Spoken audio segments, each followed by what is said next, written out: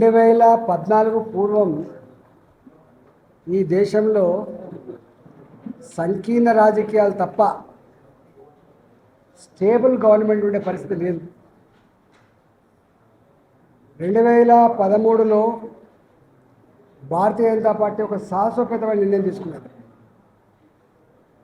ఈ సంకీర్ణ రాజకీయాల ఏలుబడిలో స్కాములు, సొంత మంత్రులే జైళ్ల పాలు, దేశం ప్రతిష్ట దిగజారిపోతూ ఉంది.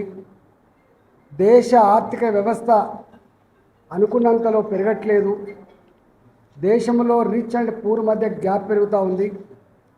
కాబట్టి దేశాన్ని బాగు చేయాలంటే నేషనల్ పర్స్పెక్టివ్ వ్యూతో ఉన్నటువంటి భారతీయ జనతా పార్టీ అధికారంకి వస్తేనే సాధ్యమైందని చెప్పి భావించి ఆనాడు 12 సంవత్సరాలుగా గుజరాత్ ముఖ్యమంత్రిగా చాలా దేశంలోనే అన్ని రాష్ట్రాలకు ఆదర్శవంతంగా పరిపాలన కొనసాగిస్తున్నటువంటి మోడీ గారిని, మా నాయకుడు మోడీ గారు వాళ్ళ నాయకత్వంలో మేము ఎన్నికలకు పోతున్నామంటే యావత్ దేశం భారతీయ జనతా పార్టీకి దాని మిత్రపక్షాలకు 300 పైచిలకు సీట్లు ఇచ్చి ఒక అజేయమైనటువంటి ప్రభుత్వాన్ని ఇచ్చింది భారత జాతి. మొట్టమొదటిసారిగా 5 ఏళ్ళు ఎట్లా పరిపాలన చేసిందో దేశమంతా చూసిన తర్వాత మోడీ గారు అలవి కాని హామీలు ఇవ్వలే. నేను నిర్మించిన నేషనల్ హైవేస్, నేను తీసుకుంటున్నటువంటి విదేశీ వ్యవహారాల పద్ధతి, దేశ ప్రజల కీర్తి పెంచే పద్ధతి, దేశాన్ని పురోగమింపజేసే పద్ధతి, దేశంలో ఎక్కడ స్కాములు లేకుండా భారత జాతి తరలించుకోకుండా ఏ ప్రభుత్వాన్ని అది అందించిందో అర్థం చేసుకున్న ప్రజలారా, మీరు ఆశీర్వదిస్తే మరోసారి మీకు సేవ చేసే భాగ్యం కలుగుతుందని చెప్తే వారిని నిండు మనసుతో 276 గెలుచుకున్న భారతీయ జనతా పార్టీ 303 సీట్లతో భారతీయ జనతా పార్టీ ఎలోన్గా మోడీ గారు మళ్ళీ ప్రధానమంత్రి అయింది. 330 సీట్లతో సంకీర్ణాలకు ఆస్కారం లేదు.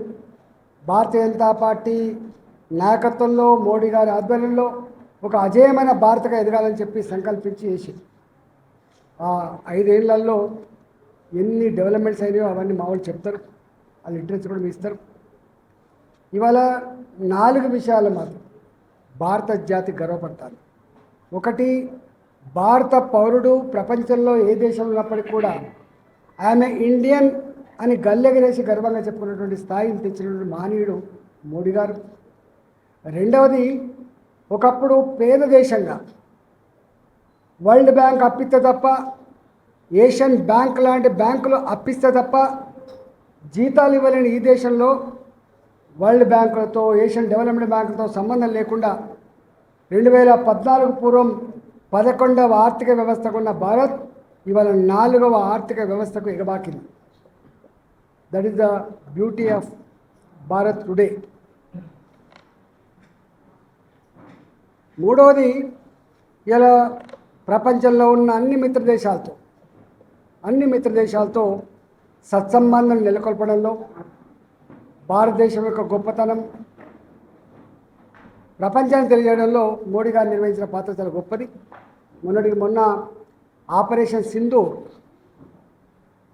పహల్గామ్లో వాళ్ళ భర్తల ముందే భార్యల పసుపు కుంకుమ చెరిపేసే పద్ధతిలో వాళ్ళని చంపుతూ ఉంటే అక్కడ కన్నీళ్లు కాచిన మహిళల యొక్క ఆర్తనాదాలు దేశం అట్టుడికిపోయింది.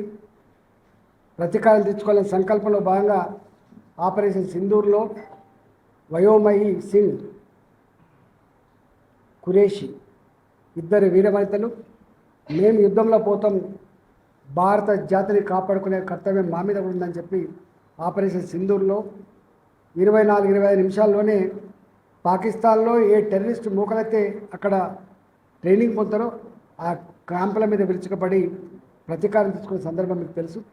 ఇవాళ ఈ 11 ఏళ్ల కాలంలో మోడీ గారి నాయకత్వంలో అది నేషనల్ హైవేస్ కావచ్చు, రైల్వేస్ కావచ్చు, ఎయిర్పోర్ట్లు కావచ్చు, నిరుద్యోగ సమస్య పరిష్కారం కావచ్చు, make in India, made in India కావచ్చు, రక్షణ రంగ ఉత్పత్తులు పెంచడం కావచ్చు, విదేశాలకు ఎక్స్పోర్ట్ చేయడం కావచ్చు, అనేక రంగాల్లో ఇవాళ సెల్ఫ్ సస్టైన్ భారతదేశం ఎదుగుతూ ఉంది.